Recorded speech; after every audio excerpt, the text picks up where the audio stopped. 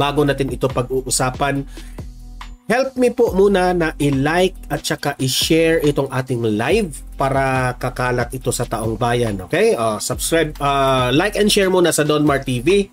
1, 2, 3, go! Ayan, thank you very much. And also guys, paki-subscribe na rin kung bago ka pa lang ditong nanonood dito sa Donmar TV. Subscribe para updated kayo lagi sa ating mga balita at ma-notify ang inyong mga cellphones kung meron tayong breaking news or nagla-live na ang Donmar TV. Okay? Sabay muna tayong mag-subscribe sa Donmar TV. 1, 2, 3, go! Ayan, nakasubscribe na ba lahat?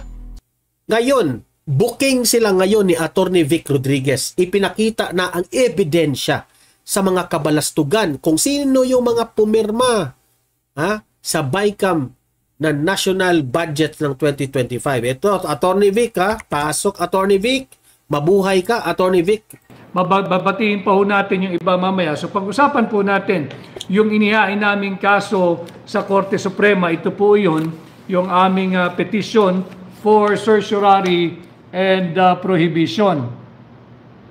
Final po namin ito nung Monday. Ito na yung final nila noong Lunes, na nagrereklamo si Attorney Vic patungkol dito sa national budget natin na ito po ay invalid na galawan. Marami po ang nagsasabi bakit napakatahimik ng pag-file namin sapagkat po ito isang mahalagang kaso at hindi naman po tayo after ng media mileage, kaya minarapat po namin ni Congressman Sid Ungab at ng mga ibang petitioners na mga pawang premyadong abogado na mag-file quietly at ihayag na lamang na kami nga ho ay nakapag-file na the following day, which is Endless Love 94. Maraming salamat po sa $2.79.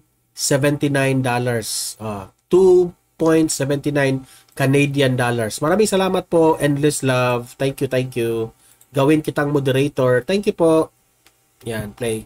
Kahapon. So ito po yung kopya ng aming final nung Monday na petisyon sa Korte Suprema. Petition for certiorari and prohibition. Ito po yan. Good job, Attorney Vic. Good job. At ating pong balangkasin ngayon ang pagsisinungaling nung mga nagtatanggol dito sa usapin ng... Adjong, sinungaling ka Sa mga nagtatanggol dito, mga sinungaling raw kayo. Sabi ni Attorney Vic. Unconstitutional 2025 budget dahil nga po sa unang beses pa lang tinanggi nilang may blanco daw yung Bicameral Conference Committee report. Tinanggi nila na wala raw pong blanco, walang illegal sa proseso at walang unconstitutionality na naganap doon sa pagpas... Noong una, dinideny nila na walang blanco. Ngayon, inamin na nila, di ba?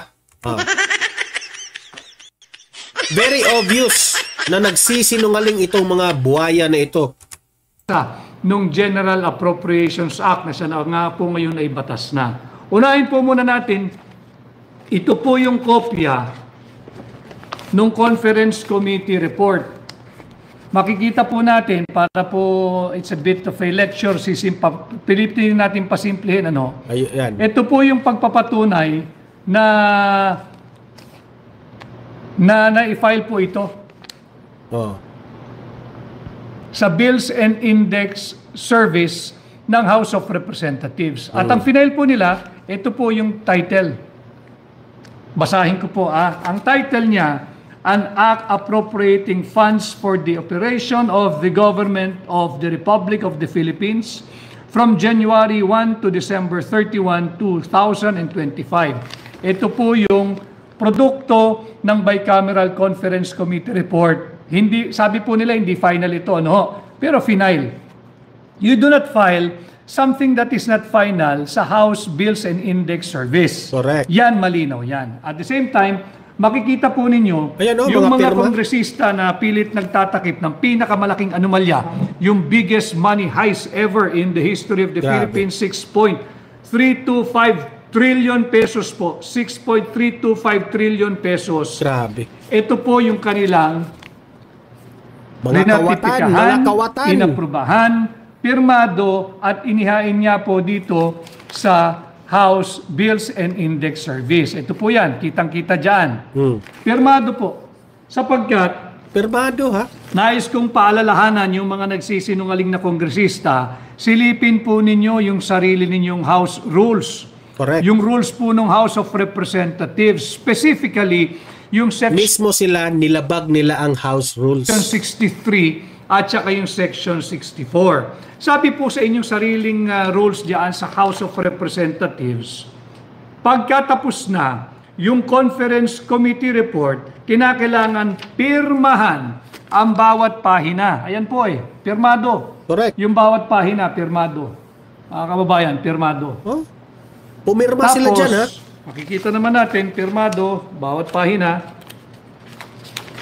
pirmado, at Grabe. makikita naman talaga na ito'y pinirmahan Malinaw po yan yung last page. Pirmado po yan. I hope nakikita ninyo malinaw. Grabe. Pirmado ho ito. Mga kawatan. kababayan.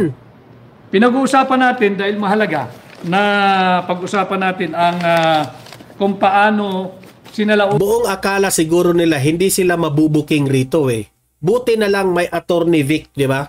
ang proseso ng pagpasa ng budget. Ito po yung mga pumirma.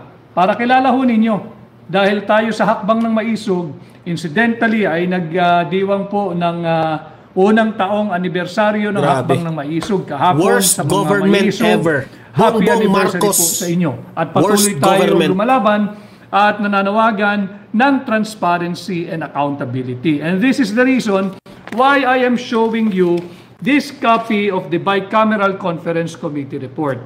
Ito nga ho, pirmado ang bawat pahina at makikita ninyo na tuloy-tuloy ho yan Pirmado po yan Grabe. At ipinakita ko na rin po sa aking isang page yung mga blanco. So, talakayin po natin. Merong isang mambabatas na ginagawa pong bobo ang mga Pilipino. Masaklap, masakit, sapagkat patuloy po tayong binubudol, ninanakawan ng trilyong pisong halaga, tapos ginagawa pa tayong bobo. Grabe. Ang sinasabi ho kasi, nung mambabatas na yan na taga Marikina, hindi ko kasi matanggap Congresswoman Stella Kimbo, hindi ko matanggap na ginagawa mo naman bobo. Kimbo, makinig yung mga ka, Kimbo. Pilipino. Huwag mo naman gawin bobo ang mga Pilipino. Correct. Kaya ako nagkakaroon ng ganito diretsyong ugnayan sa mamamayang Pilipino sapagkat sinisikap ko pasimplihin yung mga usapin. Tingnan po nyo yung sinasabi niyang may omnibus motion daw na pinahintulutan, yung kanilang technical staff na So meaning to say, Attorney Vic Rodriguez, nagsisinungaling po si Kimbo. Di ba? effect, authorized to effect o gumawa ng correction, tatlong bagay lang ho yung sinasabi ron Binigyan nila ng otoridad na gumawa ng correction sa typographical, grammatical, and or printing error. Malinaw po yan. Ito po yung sinasabi niya. Tama siya. May omnibus motion. Pakibasa po ninyo. Binilugan ko po. Kung ano lang yung pwedeng gawin ng kanilang technical staff.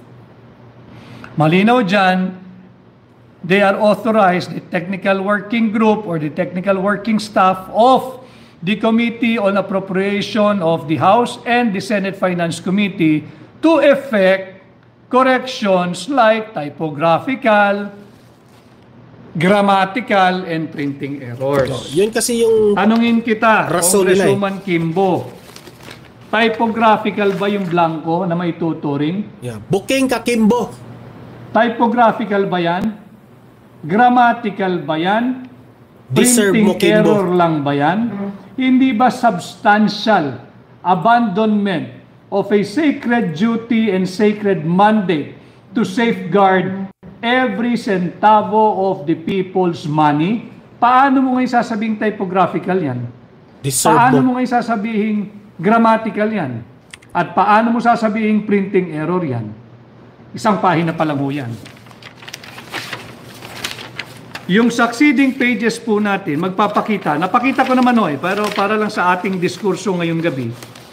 Para lang patunayan natin na kung talaga nagsisinungaling itong mga ito. Ito ho. Typographical ba yan? Pakibasa po ninyo.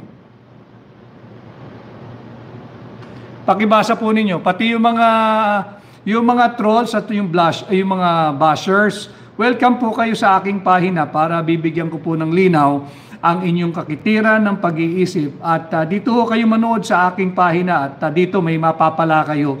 Correct. At may matututunan kayo every time I go live. Yan po. Kahit po nagpapabayad kayo sa inyong mga principal, sige na lang, libre ho kayo rito, libre lecture dito para man tumalas-talas kayo at meron namang mapala ang lipunan sa inyo. So ito ho yan. Matatawag nyo ho bang typographical, grammatical, or printing error? Makinig ka, Kimbo. This is just 3 of the 13 pages showing the 28 line items na iniwang blanco. Ano ho ngayon ang implikasyon nun? Bakit tayo nagsampa ng kaso? Kagaya po nung aking previous live, sinabi ko na po sa inyo na yung kahalagahan ng Bicameral Conference Committee Report, ito po ay mahalaga sapagkat itong pundasyon. Ito ang basihan doon sa tinatawag nating GAB, yung General Appropriations Bill. Ito po yung naging basihan kasi final po nila Pagkatapos po nitong Bicameral Conference Committee, magiging General Appropriations Bill ang tawag po rito. Printing na lang po ito. Wala na hong gagawin dapat dito. Printing na lang. Printing na lang, ililimbag na lang into a GAB form, yung General Appropriations Bill.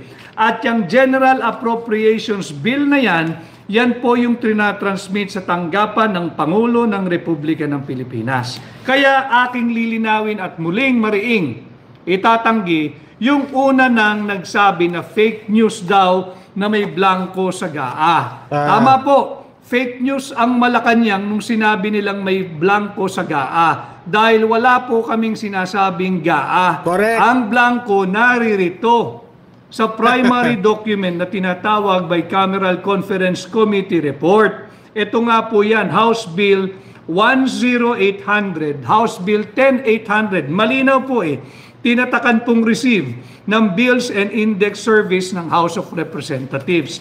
Ito po, nung natatakan na mga kababayan, wala na akong pwedeng galawin dito.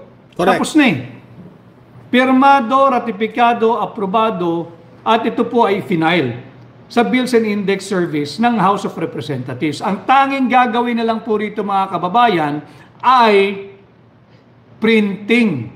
Printing na lang ho. Wala nang pwedeng maggumalaw dito. Walang dagdag, walang bawas. Tapos na po Talakayin natin tapos, ngayon. Yung sasabihin ni Chis Escudero, may karapatan yung mga technical staff na gago ka pala. Sinungaling ka talaga. Ikaw ang Chis Escudero ka? Sinungaling ni Congresswoman Stella Kimbo. Isa pa rin to. Sapagkat sinabi niya, ito raw po, yung pagpuno ng patlang ay mere typographical, grammatical, or printing error. Ang ibig pong sabihin ng typographical, grammatical, or printing, wala pong exercise of discretion doon. Hindi ho pwedeng mag-exercise ng discretion kung sino man pong hihipo ng mga dokumentong yan. Sapagkat tapos na Only Congress. Only Congress Kimbo, can pass an appropriations bill.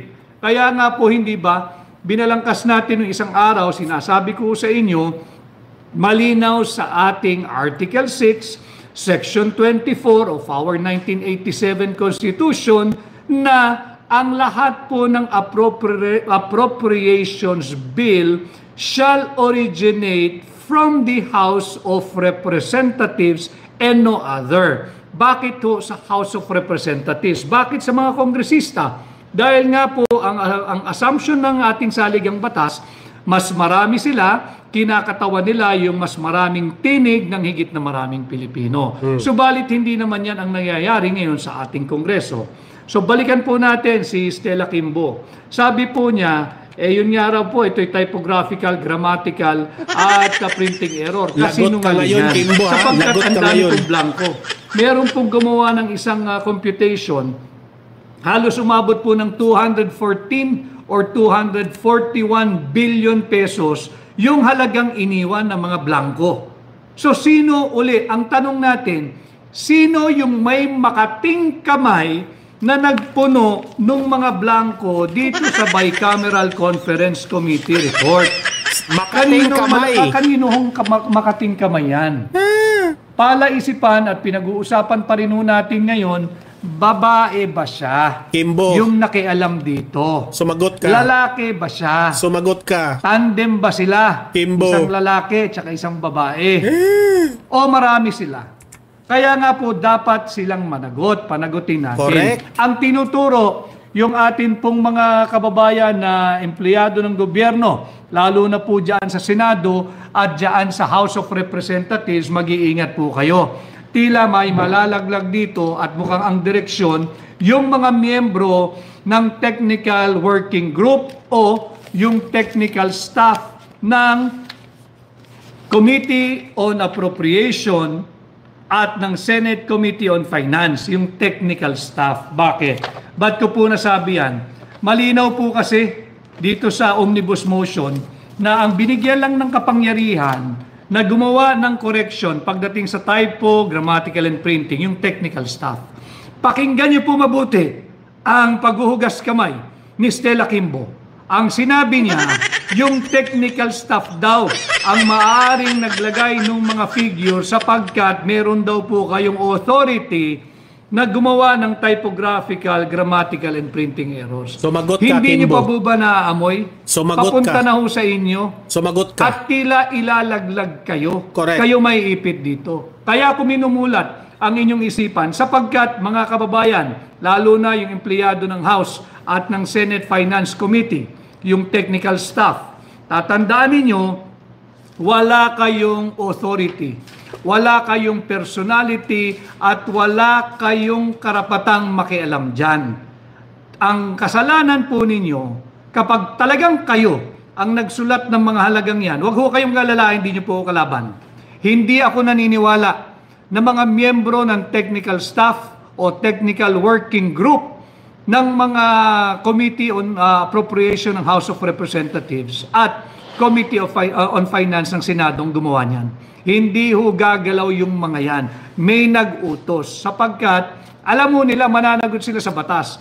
Yan po ay falsification of legislative document. Correct. Yan po ay usurpation of authority. Hindi naman kayo mambabatas eh. Good luck, Wala Kimbo. naman sa saligang batas na pwedeng gumalaw ang Bicameral Conference Committee staff, technical working staff, pagdating sa final, ratified, passed, approved, and signed na final Bicameral Conference Committee report. Wala po kayong kapangyarihan. At Sumagot yan din ka. po ay falsification of legislative proceedings at maaari din nga pong usurpation of authority. So makikita natin kawing-kawing na kasong kriminal. Huwag ho kayong pumayag na kayo ang ilalaglag. Dapat natin panagutin kung sinong yung makating kamay na nakialam at naglagay ng mga figures o halaga dito sa napakaraming blanco na ginawang batas ngayon at pinirmahan at pinapirma kay Pangulong Bongbong Marcos. Correct. Dapat malinaw ho tayo rito. Okay. Good Ngayon, luck. yung sinasabi ni Stella Kimbo, yung mga taga-Marikina, mag-isip-isip ho kayo. Kung ganitong uri ang nag-a-apply sa inyong aplikante bilang mayor, delikado po kayo. Mauubos ang pera ng Marikina. Mas bilib pa ako doon sa mga barangay captain at barangay council, yung konseho po ng barangay ng Marikina. Nagse-seminar po yan. Sigurado ko marunong magpasa ng budget yan. Pag-usapan po natin yung mga barangay tanod, tanong ninyo sa inyong kapitan, tanong ninyo sa inyong barangay treasurer, barangay secretary at mga barangay kagawad. They are very good and they are very prudent and they are very mindful of the law on how to properly pass their annual barangay budget. Hindi kagaya ng pagsisinungaling nito ni Stella Kimbo. Kay Hazel Aquino, di gagawin ng technical staff, kawawa naman sila. Sila ang ituturo ni Tapia. I agree with you, Hazel Aquino. Kaya nga natin dinidiskurso ito upang mamulat sila na papunta sa kanila. Ilalaglag kayo, mga kaibigan ko. Ayaw namin kayong kasuhan dahil alam namin hindi kayo yan. Pero I hope one day, very soon, one or many of you will start to speak up. Ituro ninyo sino nag-utos, kaninong makating kamay ang kumalikot dito sa final ratified, signed and filed sa House Bills and Index as section itong bicameral BICAM final report. Kay Sabrina, sana po magtagumpay tayo dyan, Attorney Vic Rodriguez. Kaya po namin minarapat na ni Congressman Sid Ungab na i-file ito sa Korte Suprema quietly upang pasinungalingan muli ang napakaraming sinungaling na mambabata sa sinasabing ito po ay politika lamang. Paano naging politika? Budget ito. Paano naging politika? Biggest money heist ito. Correct. 6.325 trillion pesos. Dami nang nagsasabi, kasali ang bawat tinig ng mamamayang Pilipino rito. Bakit? Public money ito eh. Hindi nyo ito pribado.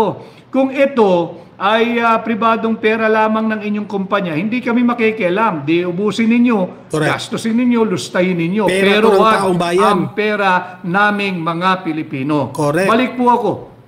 Kay Winnie Paran, ubos na kaban ng bayan, kailan patatapusin kung kailan wala na lahat, ninanakaw na lahat. Tama po yun, ninanakaw na lahat, tutuloy din tayo dyan na Winnie Paran. Hindi lang po ni pera ninanakaw, hindi lang po perang ninanakaw nila, pati po ang posisyon ng Vice President ay pilit nilang ninanakaw kay Vice President Inday Sara Duterte. Huwag po tayong pumayag, tutuloy po tayo. Correct. At pag-uusapan natin yan mamaya.